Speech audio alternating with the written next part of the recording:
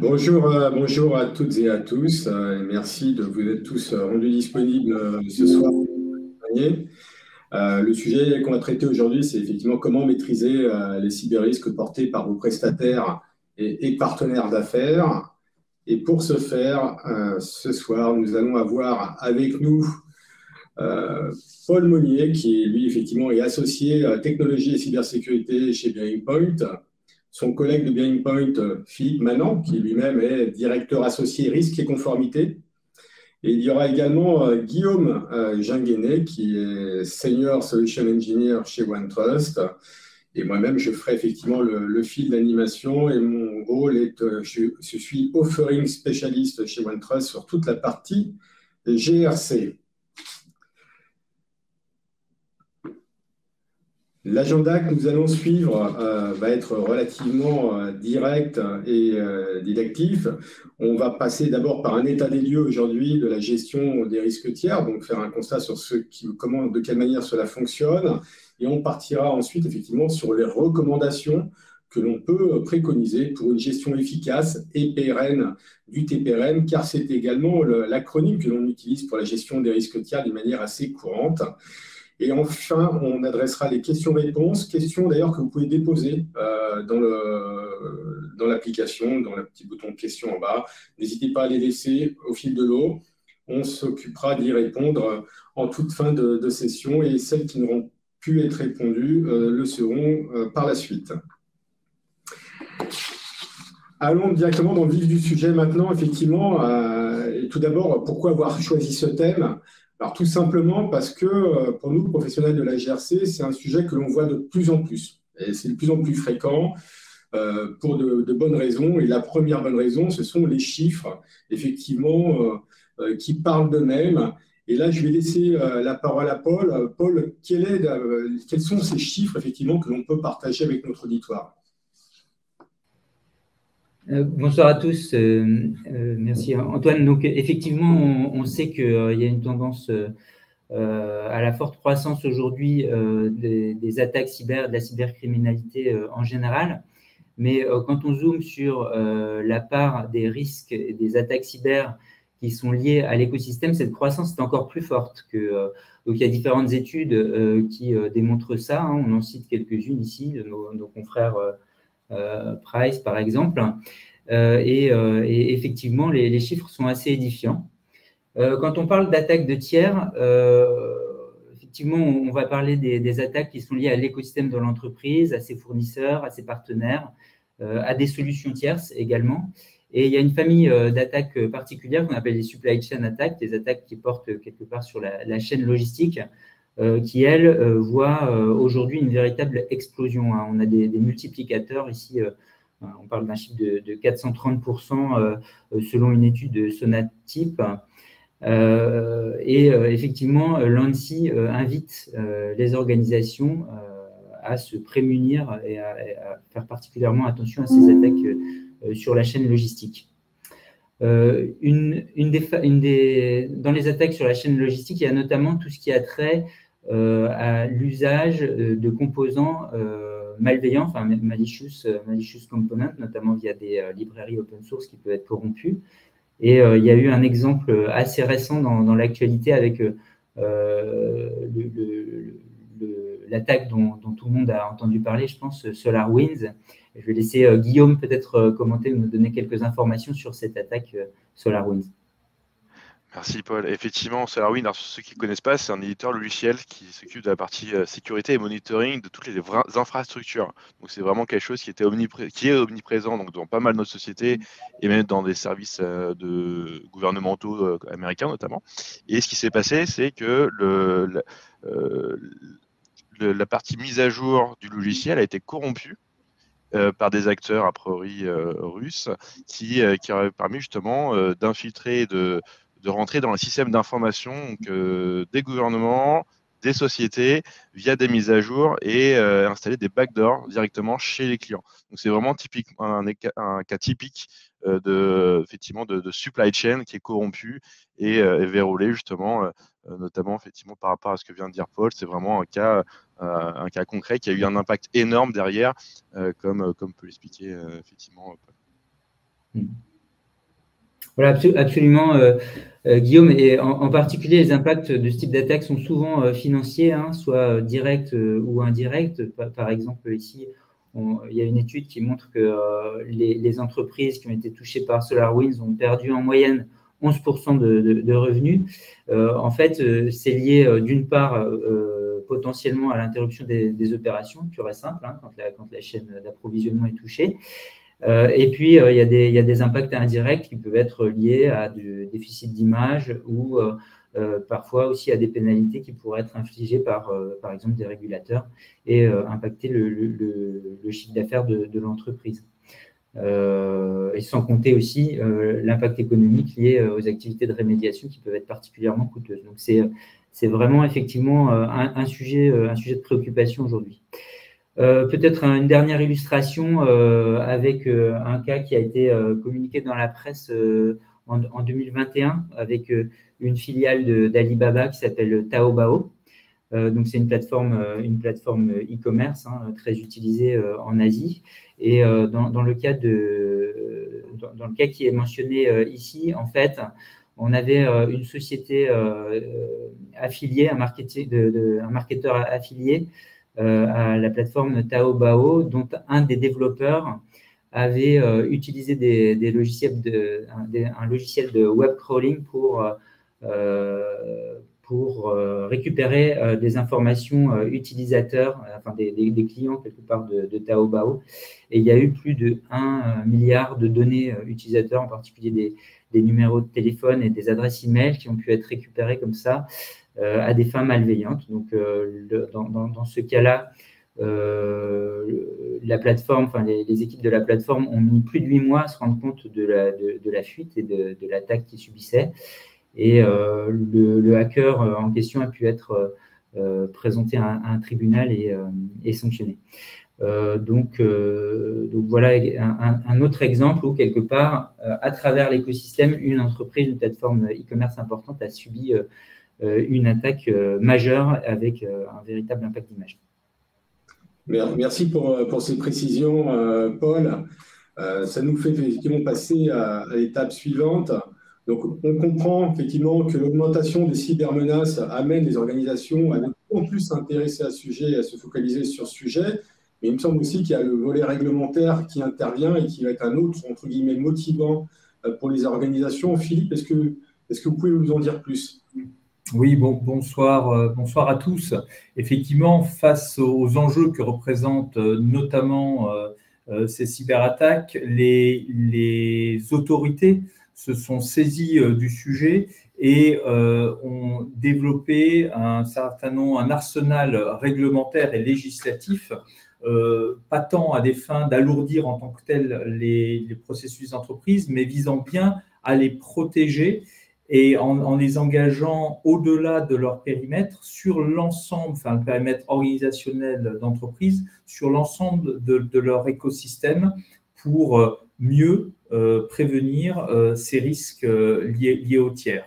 Ce qu'on illustre sur cette page, c'est qu'effectivement, en particulier sur l'aspect cybersécurité, depuis l'ajout d'un volet cybersécurité à la loi de programmation militaire concernant, en France en tout cas, les organismes d'importance vitale, se sont développés dès 2017 à la fois des sujets autour du devoir de vigilance, mais aussi la loi Sapin 2, qui n'ont pas pour le coup de composante IT, mais dès 2018 avec NIS 1 et le RGPD, des exigences renforcées sur la maîtrise des réseaux et des systèmes d'information et la maîtrise des données, avec aussi la perspective dès 2024 du renforcement des exigences autour de NIS, avec la deuxième version qui a été adoptée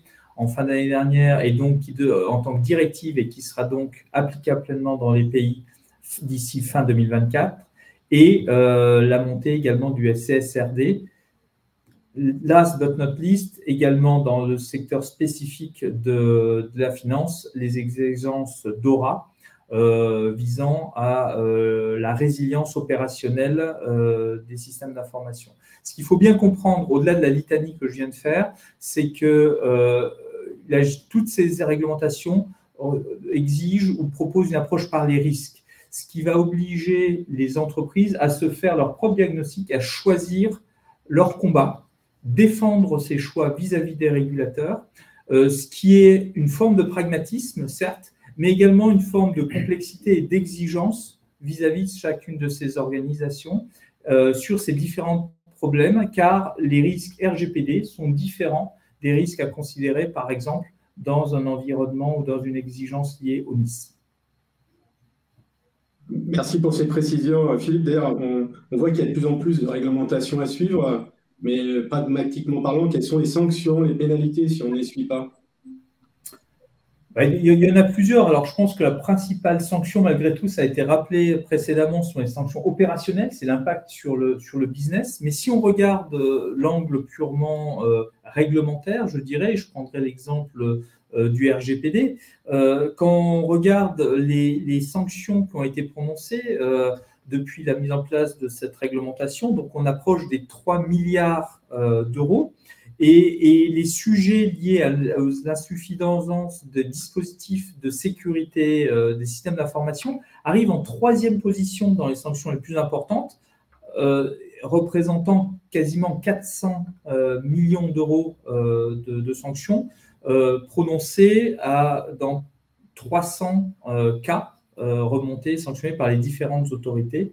300 cas sur 1600 cas remontés depuis le début de cette réglementation. Donc, c'est significatif, c'est un composant de la réglementation, par exemple, RGPD, qui est important à mettre en œuvre et à contrôler. Juste 2 illustrations également, si je zoome sur la France. L'an dernier, ont été prononcées 2 sanctions, une vis-à-vis d'un data processor, en l'occurrence Dedalus Biologie, qui opère des analyses de biologie pour les laboratoires, qui a été sanctionné l'année dernière à hauteur d'1 500 000 euros pour défaut dans le cadre d'une fuite de données. Et un autre cas pour City Scooter, qui lui, en revanche, était un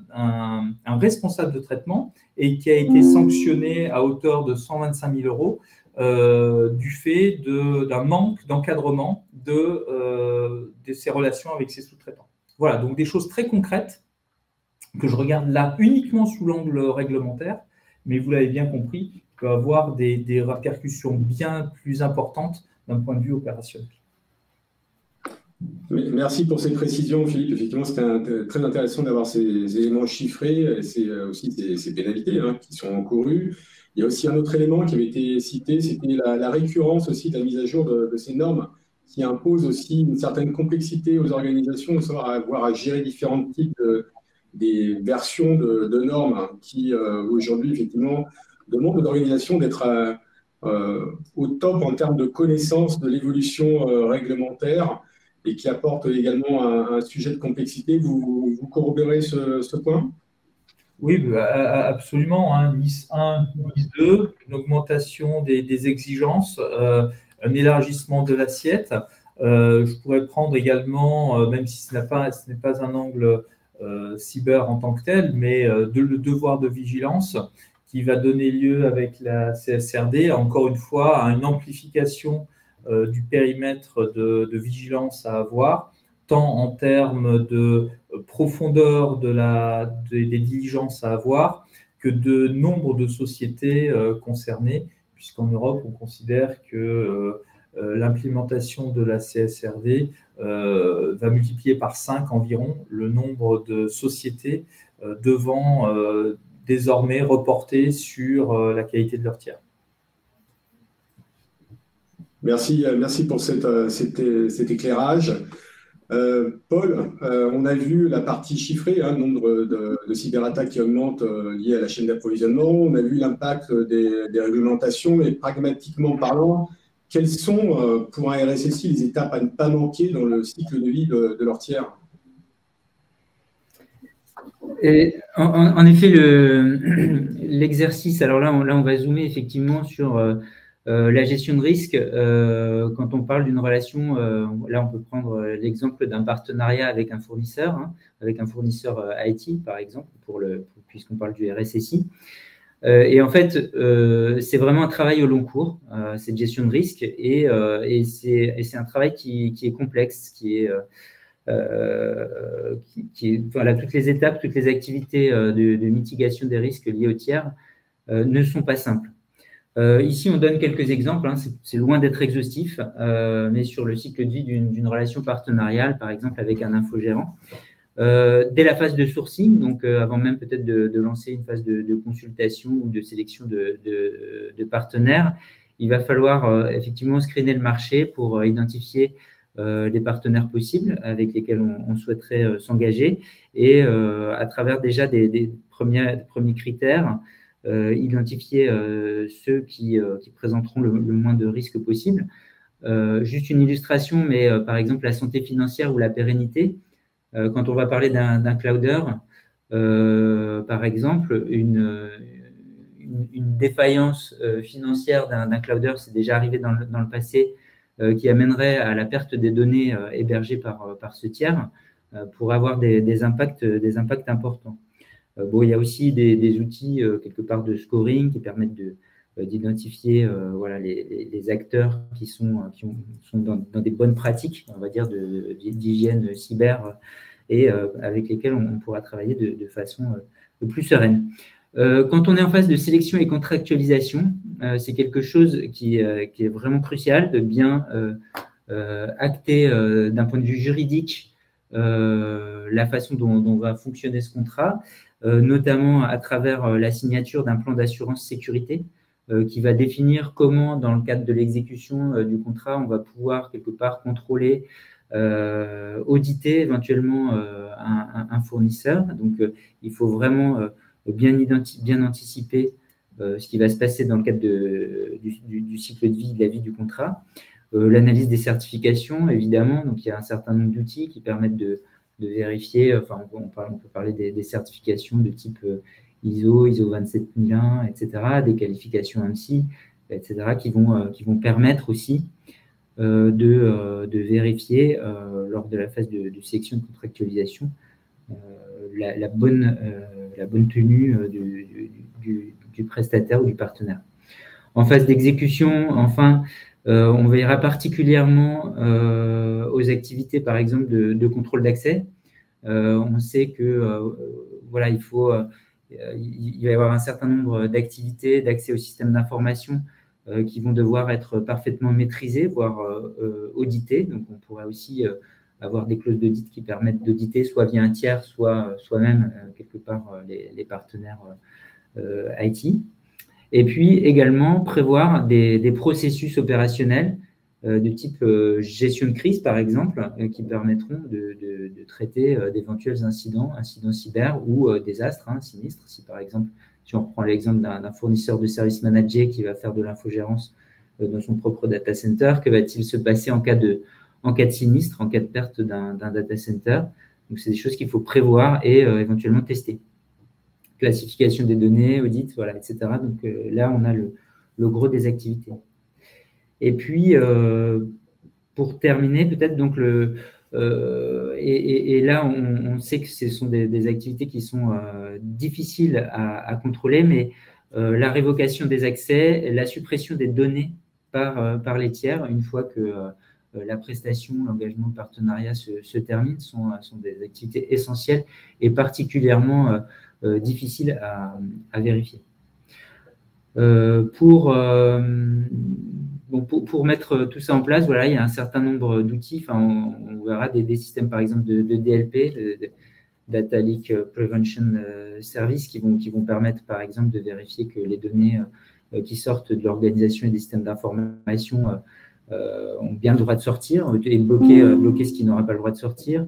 On a des outils de virtualisation. Parfois, on dote les prestataires ou les partenaires de flotte de PC de l'entreprise de façon à avoir vraiment le contrôle sur les devices qui vont accéder à notre propre système d'information. Voilà. Donc, sur toutes ces étapes, quelque part, il y a des outils qui vont permettre de gérer au mieux, quelque part, les risques liés aux partenaires. C'est intéressant, on se rend compte aussi de la complexité du rôle du RSSI, des attentes qui sont autour de lui concernant la gestion de ces tiers. On voit ces différentes étapes, le sourcing, la contractualisation, l'exécution et la fin de contrat. Je reviens aussi sur ce point-là, vous avez raison de le souligner, c'est souvent malheureusement très difficile à gérer et c'est pourtant primordial. Effectivement, laisser la révocation des accès, ça en fait partie. La partie aussi suppression des données et surtout depuis les nouvelles lois de protection des données et les lois qui courent un peu partout dans le monde et qui se développent, ça devient vraiment un sujet récurrent et aussi, effectivement, qui peut amener des soucis a posteriori si ce n'est pas correctement traité. Absolument. Et il faut que ce soit bien intégré. Donc, tout ça est d'une chaîne cohérente.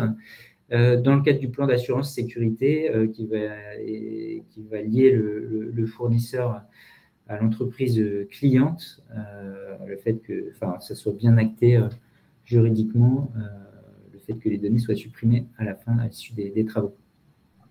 Très bien. Merci pour ces précisions. Philippe, donc on a vu la partie chiffrer l'impact effectivement des cyberattaques, on a vu l'impact réglementaire également, on vient de voir les différentes étapes, les principales étapes du rôle du RSSI dans le traitement de ces risques tiers. Mais ça veut dire quoi pour un RSSI aujourd'hui? On voit qu'il y a des multiples parties prenantes aussi qui interviennent sur la gestion des risques. Est-ce que tu peux nous en dire plus? Oui, absolument. Donc, non content d'avoir, on l'a vu tout à l'heure, de nombreuses réglementations à comprendre dans ce qu'elles sont, dans les prismes différents qu'elles ont, RGPD sur la data privacy, NIS sur les infrastructures, sur les données sensibles au-delà des données personnelles.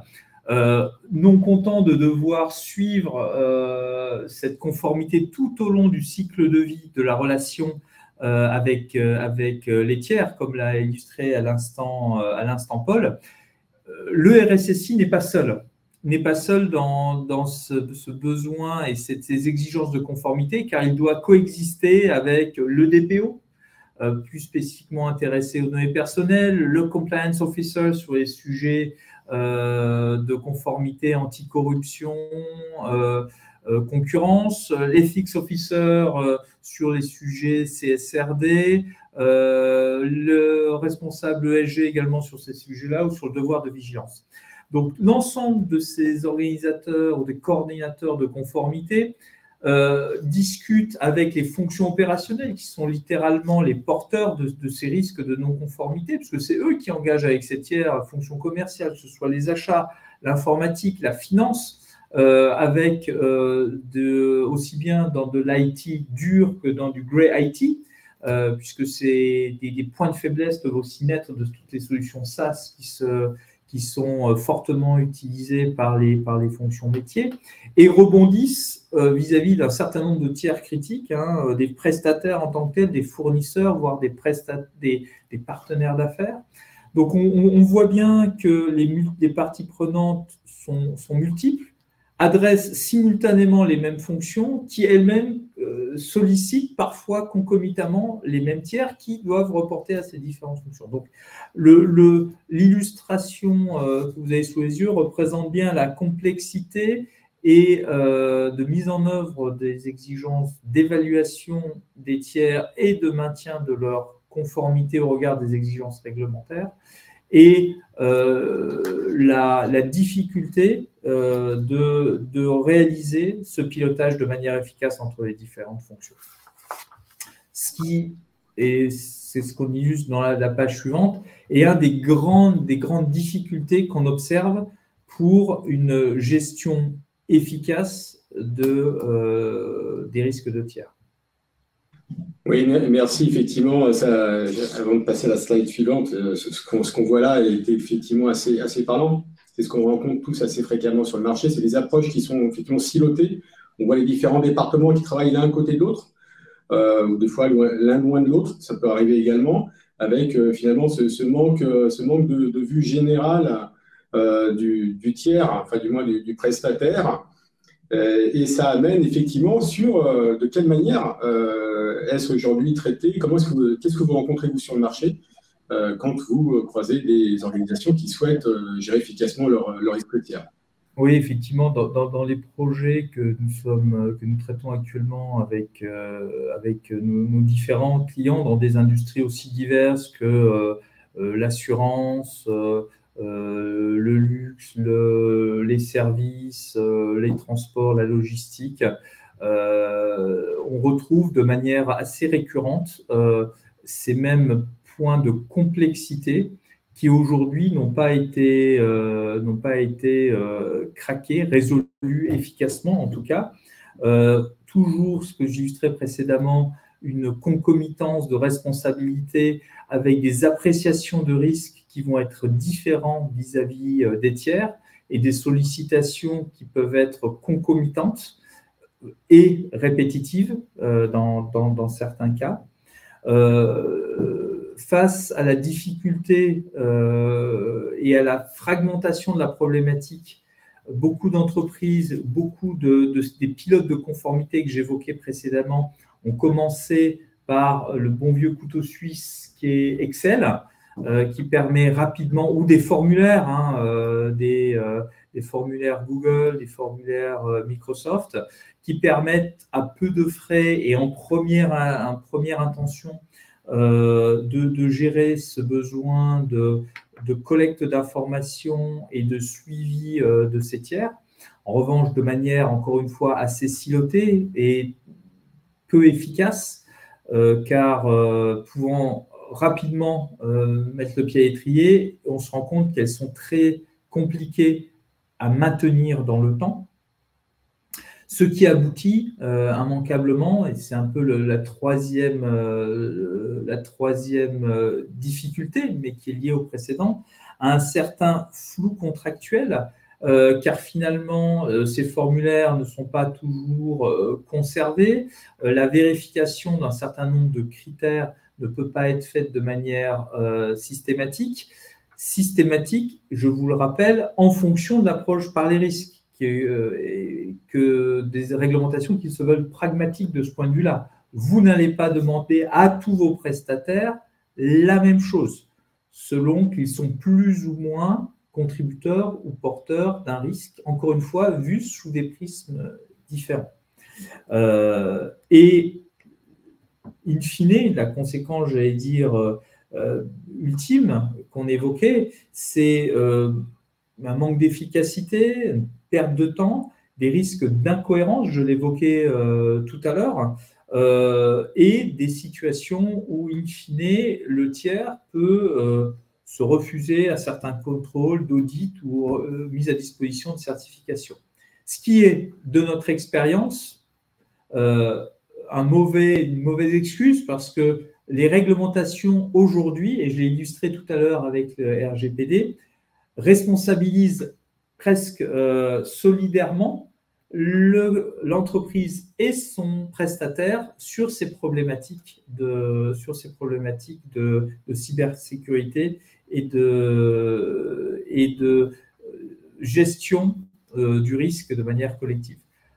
Voyez, et c'est notre conviction, l'évaluation des tiers et le travail avec les tiers, non pas comme un sujet défensif, mais proactif pour gérer efficacement ces tiers. C'est l'esprit, encore une fois, il faut bien l'avoir en tête, il ne faut pas avoir peur des réglementations telles que je vous ai présentées.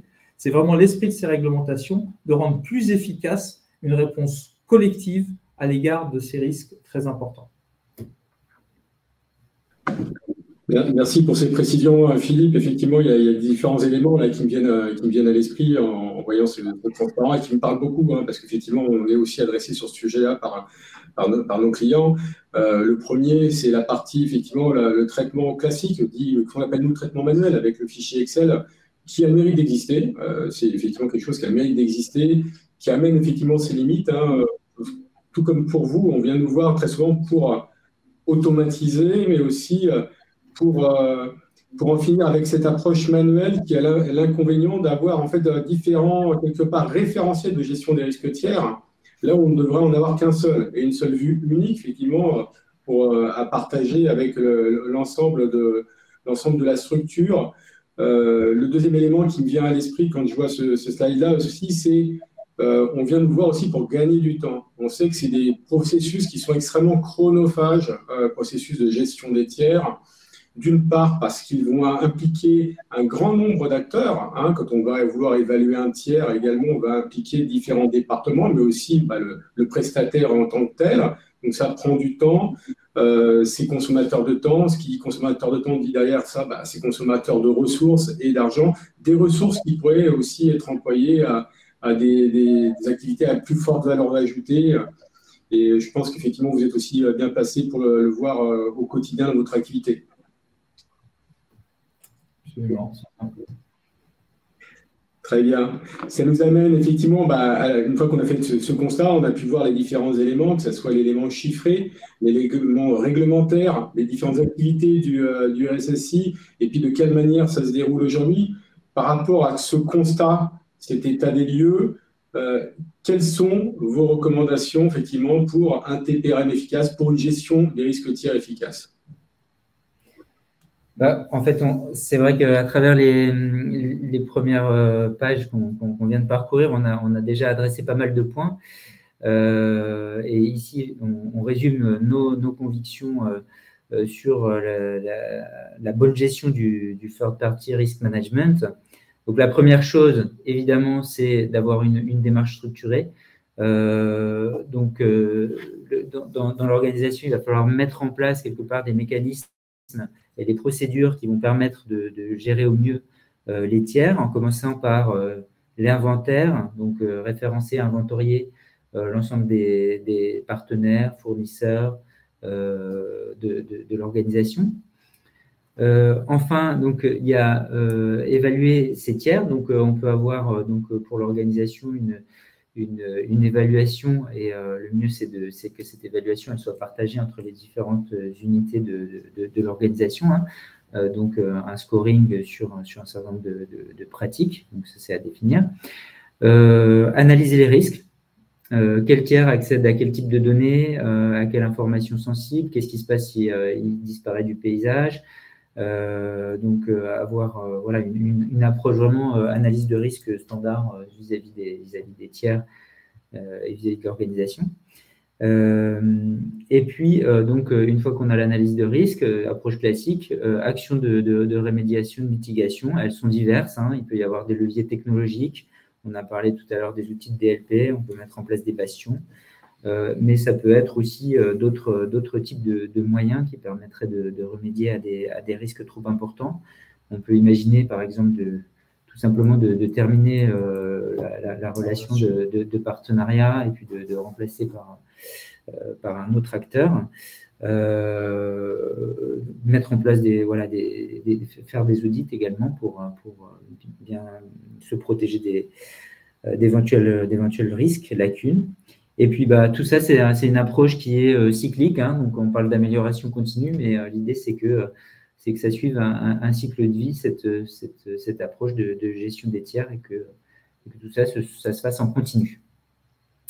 L'organisation cohérente, on en a un peu parlé. Philippe a montré qu'il y avait vraiment un panel d'acteurs qui sont impliqués dans ces activités de gestion de risque des tiers. Donc, il faut que chaque rôle soit bien défini, que ça soit bien priorisé quelque part dans les activités, dans le plan de travail, dans les objectifs des uns et des autres, bien objectivé, de façon à pas laisser ça de côté. Et puis le dernier sujet, c'était ce qu'on vient d'évoquer à travers l'exemple de l'Excel, mais c'est d'avoir un outillage efficace qui permet de partager l'information, d'avoir une vision centralisée, de ne pas reproduire plusieurs fois des mêmes actions de reporting, de collecte d'informations, etc. Et derrière cette notion d'outillage, il y a véritablement effectivement des gains d'efficacité opérationnelle à aller chercher. Et juste sur ce dernier point, on est aussi bien sur des gains d'efficacité opérationnelle sur l'évaluation et le pilotage du tiers, mais même de la relation avec ce tiers, car on a bien vu que c'est lui qui, en première intention, va fournir les informations vous permettant les uns les autres d'être rassurés sur la qualité de la relation que vous mettez en place et que vous entretenez avec lui.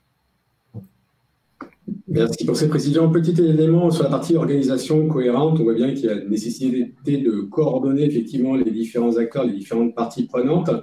Il y avait souvent quelque chose qui remonte aussi du terrain, c'est la nécessité d'avoir un sponsor à haut niveau. Vous avez été aussi confronté à ça, c'est effectivement quelque chose qui vient parce qu'on a souvent eu la difficulté d'avoir les directions générales impliquées dedans. Maintenant, on voit avec l'augmentation, malheureusement, des cybermenaces et des différentes réglementations que c'est quelque chose qui apparaît. Vous confirmez que c'est quelque chose que vous voyez aussi également sur le terrain?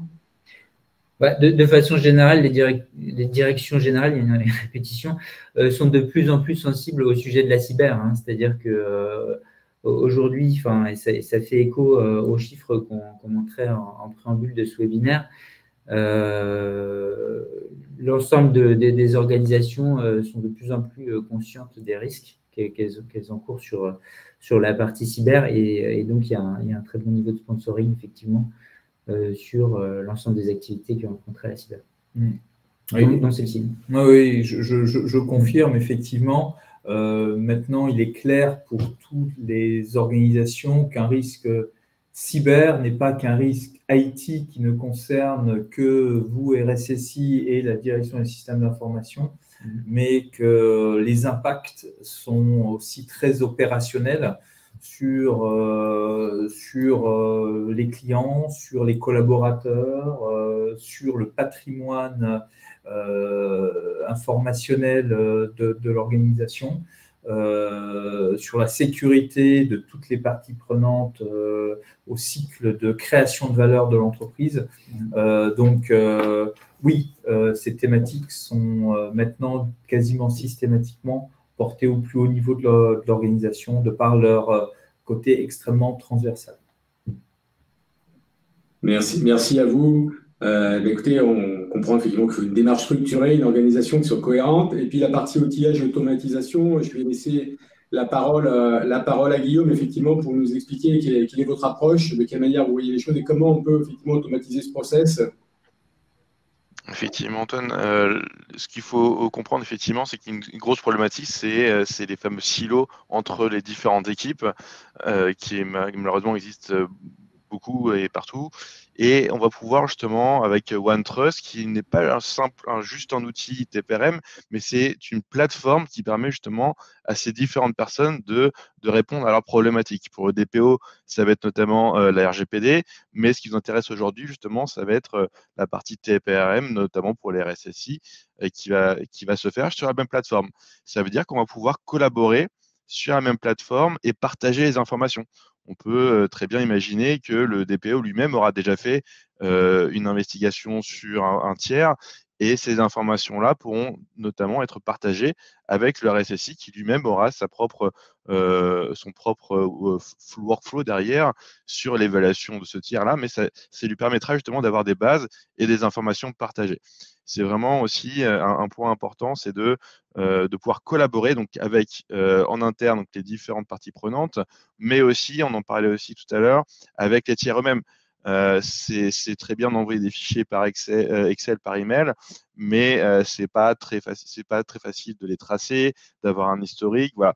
Donc le fait d'avoir une plateforme pour gérer ça, ça permet justement d'avoir une uniformité, notamment sur la collaboration entre les tiers, avec les tiers, d'avoir des allers-retours qui sont facilement traçables et justement simplifier la vie à la fois effectivement de vos équipes, mais aussi des tiers qui eux aussi ont beaucoup de questionnaires en général à répondre. Donc c'est une des premières problématiques que OneTrust va permettre de répondre, ça va être justement d'essayer de casser ces silos autant que faire se peut pour justement vous simplifier la vie. Mais au-delà de ça, effectivement, on va vous suivre et vous accompagner sur la gestion des tiers. Donc, de la partie sourcing qu'on mentionnait jusqu'à la fin du contrat. Donc, du début jusqu'à la fin, sachant qu'entre-temps, il y a tout un travail aussi de suivi de ces tiers, de suivi des tiers avec des questionnaires, avec justement des relances, pouvoir avoir des allers-retours et de la communication qui puisse vous aider justement à maintenir à jour un inventaire unique. Cet inventaire unique, justement, sera la base pour vous, pour travailler, pour évaluer les tiers. Et quand on parlait tout à l'heure aussi pas mal d'évolution réglementaire, OneTrust permet aussi de vous aider à vous maintenir à jour sur ces fameuses réglementations qui évoluent tout le temps, avec des questionnaires, avec des nouveaux standards aussi qu'on vous propose, que ce soit pour la mise en place de plans d'action liés à 27001. 27001, c'est effectivement, je voyais ça dans les questions, c'est quelque chose de très commun et de très utilisé en France et en Europe. Donc, c'est tout un avantage, effectivement, d'avoir déjà toutes ces données, toutes ces informations prêtes à l'emploi dans une plateforme qui vous permet, encore une fois, de tout centraliser. Et quand on parle justement aussi de réglementation, on parle aussi d'actualité. Tout au début, on mentionnait par exemple SolarWinds. C'est un exemple concret qui aussi doit vous pousser à aller voir vos tiers pour leur demander justement qu'est-ce que vous avez fait par rapport à cette attaque-là pour essayer de mitiger, d'atténuer les risques. Notamment, on va vous proposer des questionnaires en fonction de l'actualité, des questionnaires. Donc là, je parlais de SolarWinds, c'est un exemple. On a des questionnaires spécifiquement pour ce cas d'usage concret pour demander les bonnes questions et être au courant de ce qui se passe chez les tiers, s'ils sont impactés ou non, mais aussi de Log4j, par exemple, si ça en parle à quelques-uns. C'était une attaque récente, effectivement, concernant une faille de sécurité sur Log4j. On a ce genre d'informations à votre disposition pour les utiliser et pour évaluer et réévaluer les tiers en fonction de l'actualité et des différentes réglementations qui évoluent. Et justement, pour vous aider, on a mis à votre disposition des services tiers, notamment, on parle de Security Scorecard, de BitSight. Ce sont des services de notation par rapport à la cybersécurité. Donc, quand vous allez onboarder un nouveau tiers, le but, c'est pas de commencer de zéro et de faire au doigt mouillé.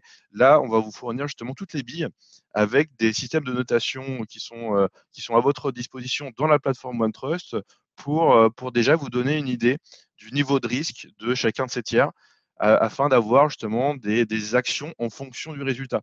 Si vous avez un risque inhérent par rapport à un tiers qui va être très bas, vous n'allez pas forcément avoir des actions ou des questionnaires très avancés ou compliqués. Vous allez peut-être vous pencher plus et donner plus de temps à des tiers avec des évaluations de risque assez élevées auxquels vous allez pouvoir envoyer justement des questionnaires plus poussés, demander plus d'informations et ce de manière plus fréquente aussi. Puisque comme je le disais tout à l'heure, on va parler aussi de suivi à travers le temps. Ce n'est pas une chose qu'on va faire une seule fois au début.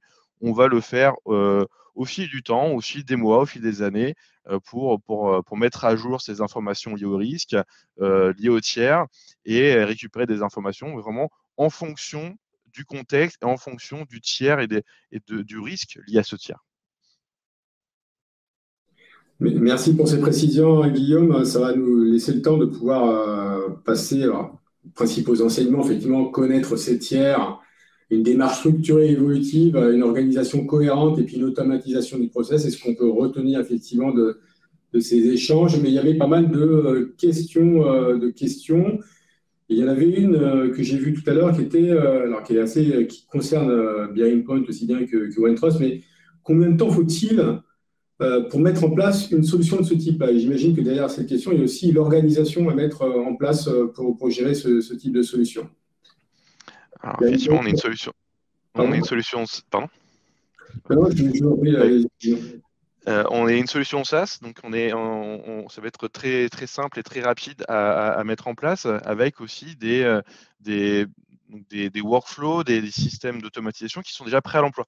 Ce qui fait qu'en 2 à 5 mois, on peut très facilement mettre en place une solution de TPRM avec effectivement tous les outils, les fonctionnalités nécessaires aux difficultés qu'on a vues précédemment. Très simplement, après, en fonction de la complexité et des configurations que vous voulez faire, vous aurez la possibilité effectivement de travailler avec nous ou avec nos partenaires pour améliorer l'outil et faire des choses plus avancées. Mais voilà, en 2 à 5 mois, c'est quelque chose qui est très faisable avec un outil comme OneTrust, effectivement.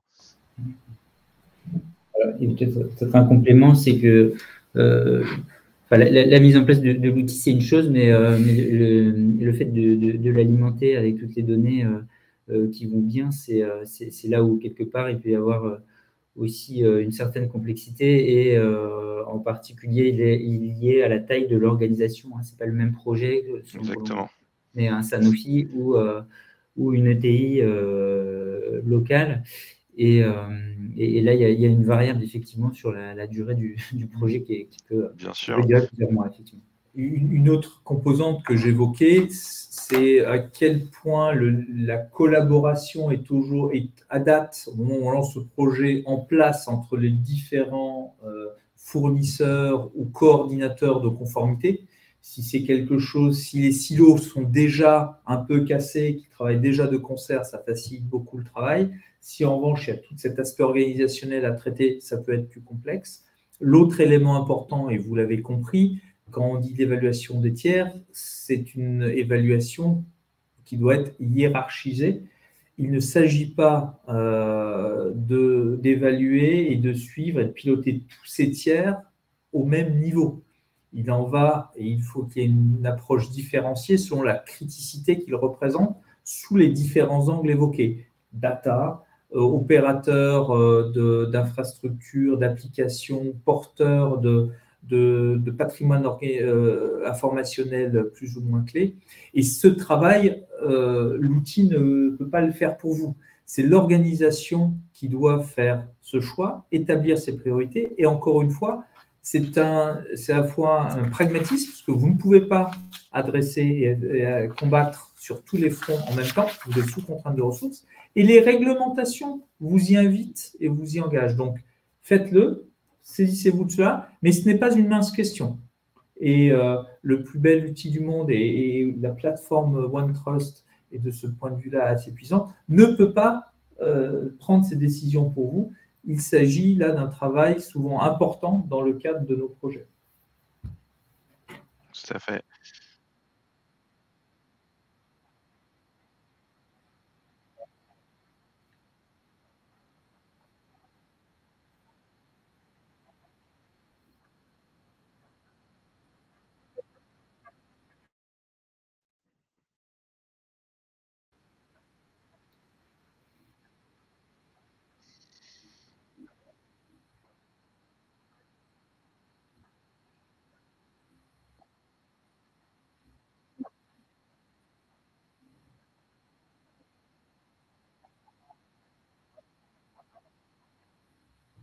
Tout à fait. Justement, le but, c'est aussi de travailler avec des outils de scoring. Donc, effectivement, je vois pas mal de questions sur ce sujet-là. Ces outils de scoring, ça va vous servir de base, justement, pour savoir quelle méthodologie utiliser en fonction du tiers, en fonction du niveau de risque. Voilà, ça va être la base. Et justement, ce que propose OneTrust, c'est la mise en place, justement, de ces outils de scoring directement dans la solution et qui sont intégrés. Donc, si vous n'avez pas d'abonnement Security Source Card ou BitSight, c'est pas un problème puisque nous, justement, on intègre les niveaux 1, voire niveau 2 en fonction des services qui seront directement à votre disposition pour faire cette première évaluation des risques de chacun des tiers.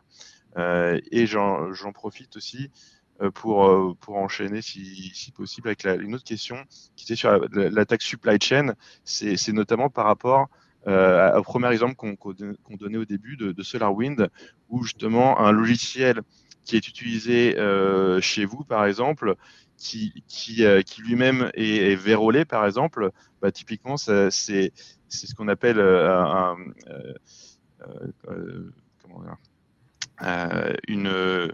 un cyber risque lié à la supply chain, puisque effectivement l'outil vient de l'extérieur, il est mis à jour depuis l'extérieur et ça va intégrer une backdoor directement chez vous. C'était un exemple concret, mais voilà, c'était juste pour répondre à cette question. Et je te repasse la main, Antoine.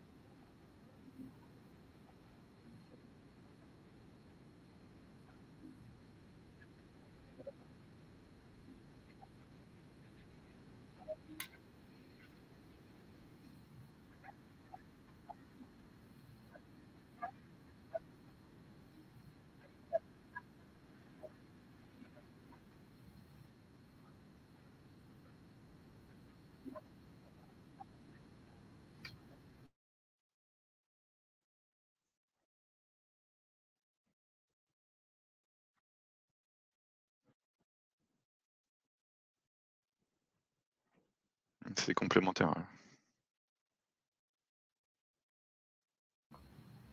Absolument.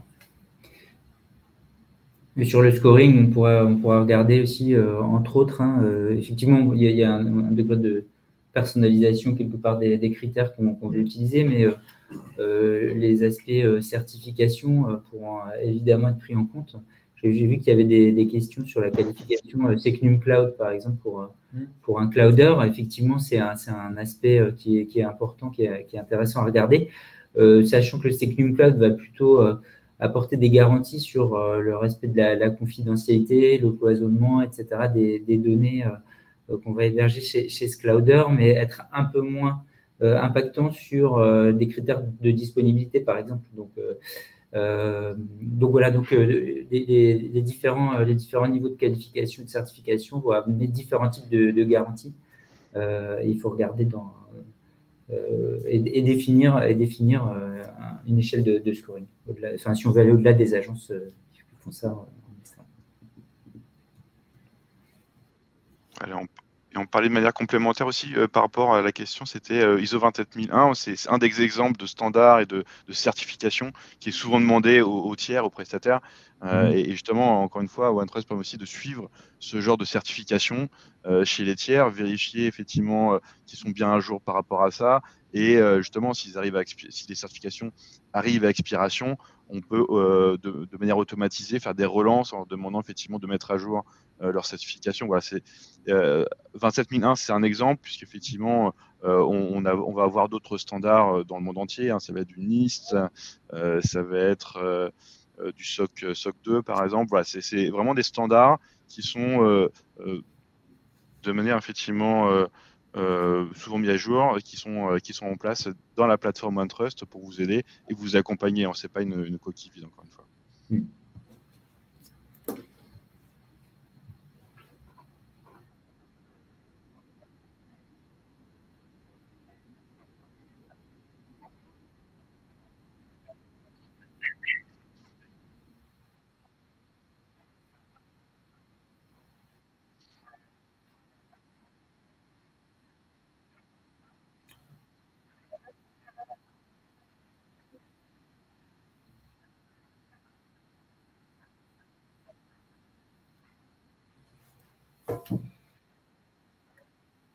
Merci.